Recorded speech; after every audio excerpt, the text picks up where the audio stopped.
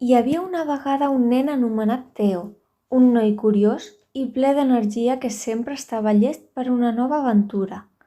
Un dia assolellat, en Teo es va despertar amb una emoció especial. Anava a la platja amb la família. Des de ben aviat l'enrenou va omplir la casa de Teo. La seva mare preparava entrepans, el seu pare treia para-sols i tovalloles i en Teo saltava d'una banda a l'altra, ansiós per marxar a la costa. Finalment, autocarregat de provisions i l'emoció a l'aire, van marxar cap a la platja. Quan van arribar, la resplendor del sol i el so de les onades van acollir en Teo amb calidesa. Sense perdre temps, va córrer cap a la riba, sentint la frescor de l'aigua als peus. La sorra calenta s'estenia davant seu, convidant-lo a explorar i jugar. Amb cubells i pales a la mà, en Teo i la seva família van començar a construir un castell de sorra. Cadascú aportava idees creant torres altes i muralles sòlides. En Teo, amb la seva imaginació desbordant, va suggerir la idea d'un túnel secret que conduïa al cor del castell.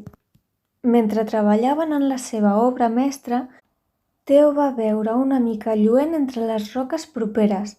Amb ulls brillants va córrer cap a l'objecte misteriós i el va aixecar entre les mans. Era una ampolla amb un missatge a dins. El missatge parlava del tresor perdut a la platja, amagat entre les roques i les marees. Amb el cor ple d'emoció, en Teo va decidir emprendre la recerca del tresor perdut. Guiats pel misteriós missatge, van explorar coves ocultes i passatges secrets entre les roques. Cada racó amagava la promesa d'un tresor perdut i el Teo estava determinat a trobar-lo. Després d'hores de recerca, quan el sol començava a posar-se a l'horitzó, en Teo va veure alguna cosa brillant entre les roques. Amb mans tremoloses, va aixecar la sorra i va descobrir un cofre antic cobert de petxines i algues marines. Amb un sospir de sorpresa, va obrir el cofre i va trobar un tresor de monedes brillants i gemmes lluents. L'emoció va omplir l'aire quan el Teo i la seva família va contemplar el tresor trobat.